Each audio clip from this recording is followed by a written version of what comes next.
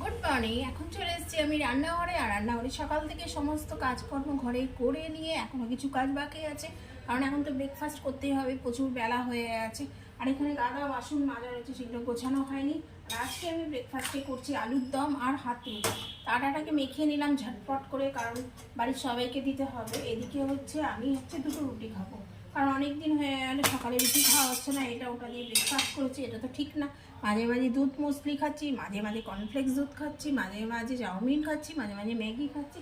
আজকে ঠিক করলাম যে আলুর দম ছিল রাত্রিবেলা, সেই আলুর দম দিয়ে গরম গরম রুটি খাবো। তো রুটি করে নিলাম, দুটো রুটি। ওদিকে বাবানকে খেতে দিয়ে দিয়েছি।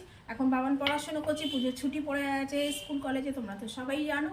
তো এখন আমি কি করলাম, তাড়াতাড়ি করে আমি এই আটার ড্রামটা বের করে নিয়ে ঝটপট করে এতটা আটা মেখে নিলাম, কিছুটা ফ্রিজে রাখলাম আর কিছুটা রুটি করে নিলাম। তো চলো এখন ব্রেকফাস্ট করে নিই, এখন প্রচুর কাজ আছে, পুজো এসে গেছে, এখন হয়ে ব্যাপার। তো টাটা, আবার পরে দেখা হবে।